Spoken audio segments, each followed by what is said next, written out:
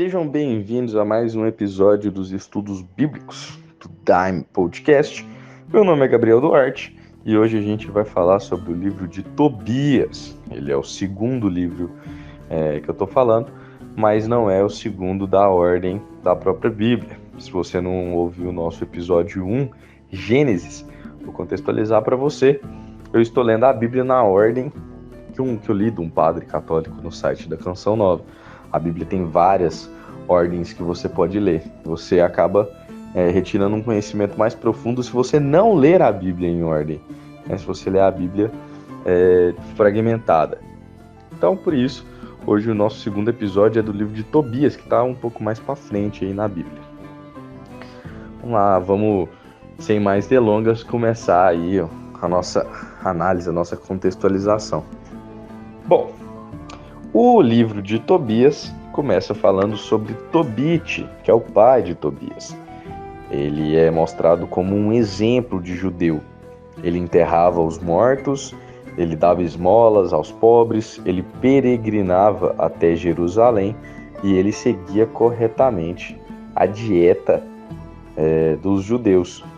E aqui eu gostaria de fazer uma pontuação, já que no passado os judeus eles tinham uma tradição de não comer determinados alimentos, porque era mais fácil você não comer do que você lidar com os problemas que aquele alimento podia causar. Então era mais fácil você restringir a dieta do que você lidar com os problemas. Outro ponto que é colocado também dentro dos ensinamentos judaicos é o hábito que eles têm de lavar as mãos e tomar banho. Então, parece engraçado pra gente hoje em dia, mas antigamente as pessoas não tinham o costume de lavar as mãos. Demorou muito tempo para a humanidade entender o quão importante era lavar a mão. E os judeus já carregam essa tradição há muito tempo, né? E tinha que ser colocado desse jeito nessa época, como uma tradição, porque não tinha outro jeito de você explicar para as pessoas por que elas tinham que lavar a mão. Então, se a ciência ainda não tinha alcançado esse conhecimento, a galera lavava a mão porque Deus queria. Hoje a gente lava a mão porque a gente entende, né, que faz mal para a saúde não lavar as mãos. E no fundo, é porque Deus quer, né? A gente tenta categorizar como ciência tudo, mas também tem a ver com Deus. Se Deus não quisesse que a gente lavasse a mão, não teriam todas essas questões que podem vir como consequências, doenças e infecções que podem acontecer pela falta de higiene. Então eu acho legal quando eu vejo essas representações nas histórias bíblicas. Enfim, Tobit era um homem exemplar, e isso fica nítido. Ele era um super judeu, seguia bonitinho lá os ensinamentos de Moisés. E o que acontece? Na época ele vivia numa região da Síria e o rei às vezes executavam pessoas, às vezes não sei direito o que acontecia, mas a galera morria. E o Tobit, quando ele via que era um compatriota dele, né? Como que ele sabia que era compatriota dele? Os hebreus são circuncidados, né? Eles retiram o prepúcio. Então, assim que ele sabia. Então, se ele viu o corpo de um homem, ele sabia se aquele homem que tinha falecido era hebreu ou não. Então, quando era um hebreu, ele sempre fazia questão de enterrar o corpo devidamente. E o que acontece? Alguns corpos não deveriam ser enterrados. Então, o rei ficou sabendo que alguém estava enterrando os corpos que não eram para ser enterrados. E depois de um tempo, ele ficou sabendo que alguém tinha dedurado ele e que o rei sabia que era ele, que o rei queria matar ele. Então, ele fugiu. Fugiu ele, a esposa dele, Ana, e o filho dele, Tobias. Ele perdeu todos os bens que ele tinha, porque a partir do momento que ele fugiu, né, o rei tomou todas as posses que ele tinha. Só que passado pouco tempo, esse rei foi assassinado pelos próprios filhos, inclusive. E o sobrinho dele era o mão direita do rei, do antigo rei, e continuou sendo mão direita do novo rei. Então ele voltou em segurança para essa cidade, a cidade de Nínive, é tratada aqui na Bíblia. Bom, quando ele volta para Nínive, ele já não tem mais os bens que ele tinha, mas assim, né, fazer o quê, né? É a vida. Só que, há um tempo atrás, ele tinha deixado 300 quilos de prata guardado numa cidade, com um amigo dele chamado Gabael, filho de Gabri. Que é engraçado, eu decorei os nomes porque é quase o meu nome. É Gabri, mas não é Gabriel. É Gabael, mas não é Gabriel. Então ele lembra que tem esse dinheiro guardado. Só que não vamos pular a linha do tempo, não. Quando ele volta, ele fica cego. Passa um tempo, ele fica cego, né? Ele fica muito triste por ficar cego, porque ele não consegue trabalhar mais, ele não consegue fazer mais nada, ele fica inválido. Então ele fica tão triste que ele pede para Deus para morrer. Nesse momento que ele pede para Deus para morrer, Sara também está rezando, pedindo para Deus para morrer. Na árvore genealógica, Sara é sobrinha do Tobit, ou seja, ela é prima do Tobias. Bíblia, né? Bíblia, Velho Testamento, tem incesto pra caramba, normal. E primo casava com prima, meio irmão, e mó rolo. Então, se abstenham desses detalhes, por favor, senhores. Ele então lembra que tem esse dinheiro guardado, e já que ele não tinha mais nada a perder, ele estava sentindo que ele queria morrer mesmo, ele decidiu falar pro filho dele desse dinheiro. Então ele diz pro filho dele: acha um hebreu que venha de uma família digna para poder te acompanhar na viagem até Média, e no caminho tenta encontrar uma esposa para você. Você já tá na idade de casar. E assim o Tobias obedece o pai e vai buscar alguém para poder acompanhar ele. Antes disso, né, enquanto o Tobit fazia a oração dele, pedindo para Deus para morrer, Sara também fazia oração para Deus para poder morrer. O que acontece? Sara, ela estava sendo amaldiçoada pelo demônio Asmodeu. Asmodeu, que é o demônio da ira, ele também representa muitas vezes um dos 7 príncipes do inferno, um dos 7 pecados capitais. No caso, a ira, né? E a história de Sara diz que toda vez que ela casava, e antes do marido desposar ela, ou seja, antes deles consumarem o casamento, fazerem sexo, o marido morria. Isso aconteceu 7 vezes. E aí ela estava muito triste, pediu para Deus para morrer. No momento que ela está rezando, era o mesmo momento que Tobit estava rezando, e Deus escuta a prece dos dois e envia o anjo Rafael para ajudar os dois. E quando Tobias sai de casa para procurar um hebreu para poder acompanhar ele na viagem até Média, não sei se nesse momento eles já se denominam judeus, peço desculpa aí por esse furozinho aí, mas de novo, eu não sou teólogo, né? Quando ele sai de casa, ele dá de cara com o anjo Rafael, que se apresenta como Azarias. E aí ele se apresenta, né? E aí ele leva o Azarias até o pai dele. E aí o Azarias diz que ele veio de uma família judaica conhecida e tal. Então ele aceita a ajuda do anjo Rafael na viagem junto com o Tobias. E eles partem até Média para poder resgatar esse dinheiro. No caminho, eles param em Ecbatana. Ecbatana é a cidade onde está Sara. Então, o anjo Rafael diz pro Tobias o seguinte: tem uma mulher aqui, que ela inclusive é sua parente, e você deveria tomar ela como esposa. O que o Tobias falou? Essa mulher aí já enterrou 7. Eu não sei se eu tô afim de ser o 8. E aí o anjo Rafael diz pra ele: não, relaxa, que você vai fazer um ritual para poder espantar o demônio Asmodeu que incomoda ela, né? Anteriormente na história eles tinham pescado um peixe e eles tinham retirado o fígado, o coração e o fel do peixe, que o anjo Rafael disse para Tobias que eram poderosos ingredientes de cura, de ritual.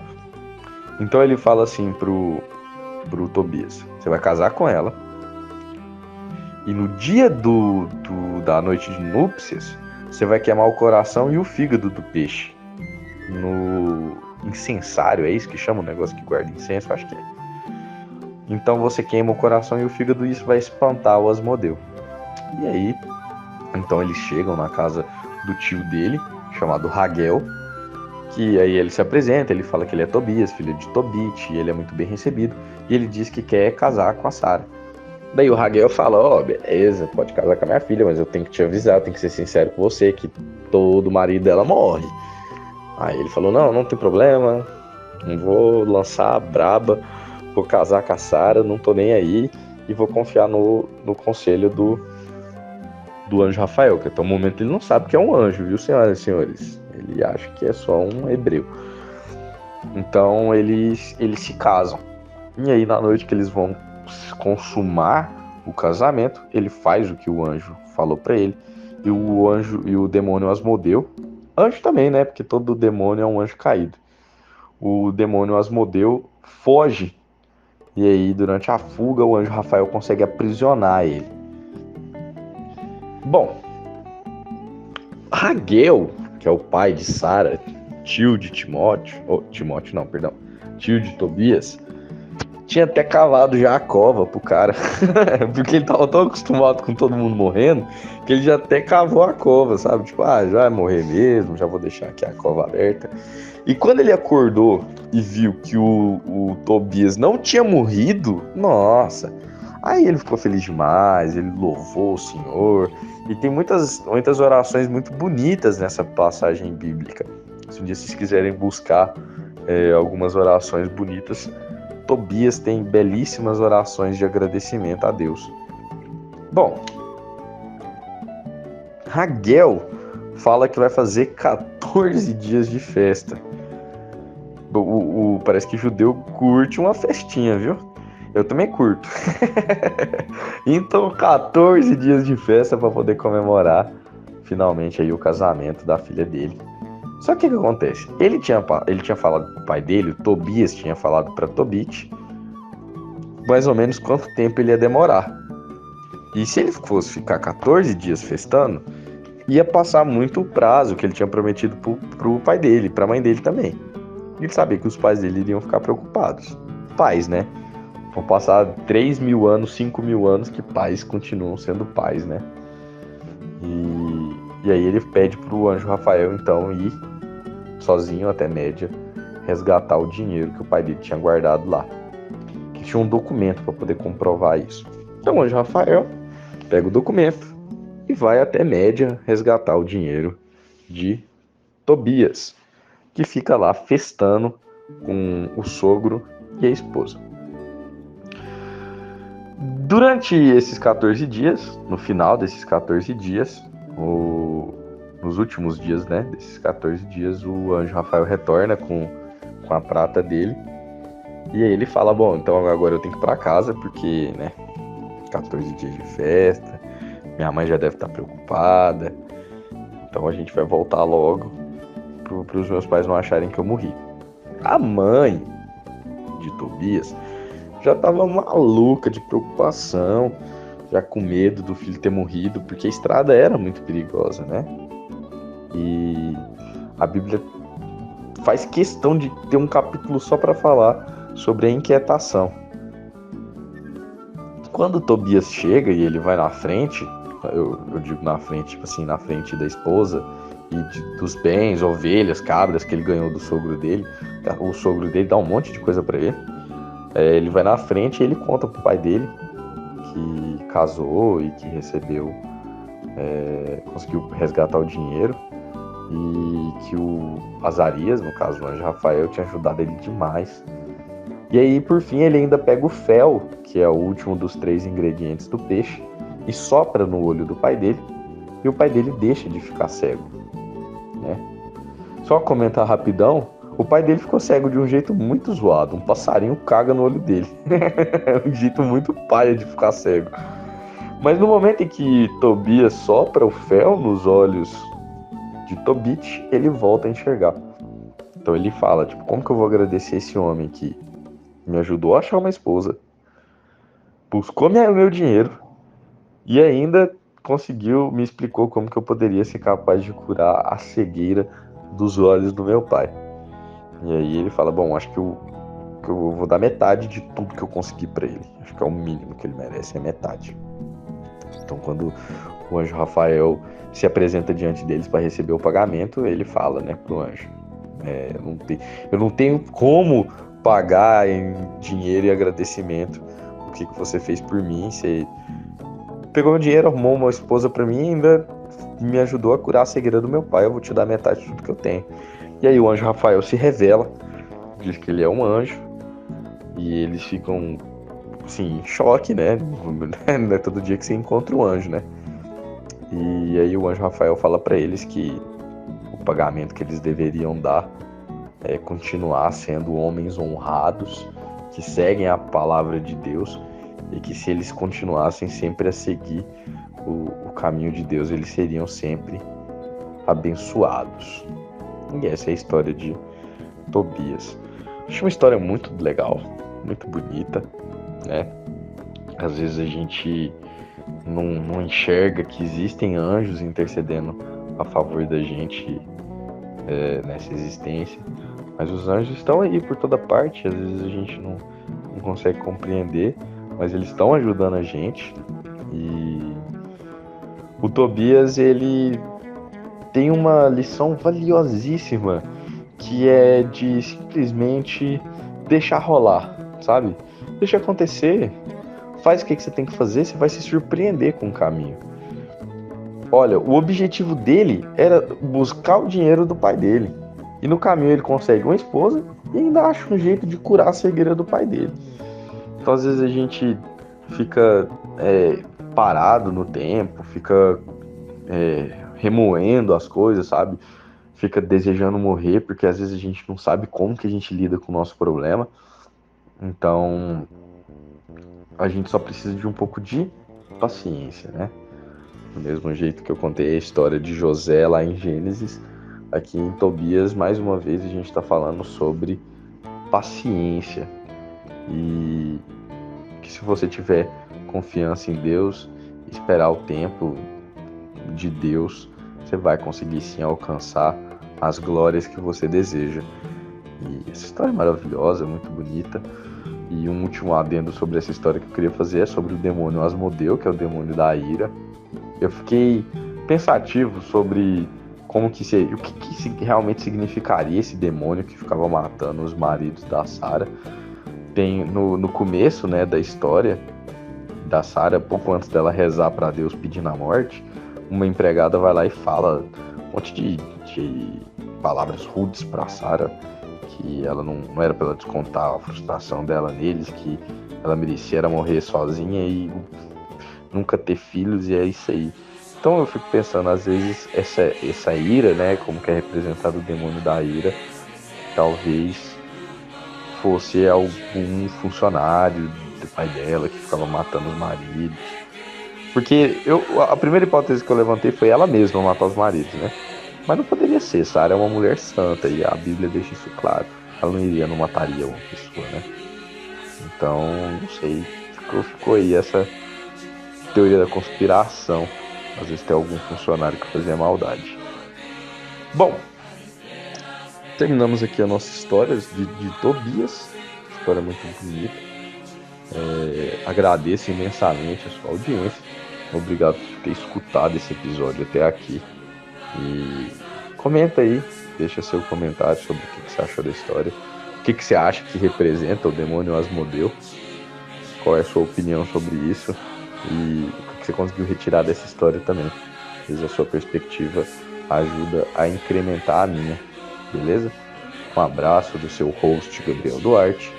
Eu espero ver vocês em mais um episódio dos nossos estudos bíblicos do Dime Podcast. Um abração e fiquem com Deus.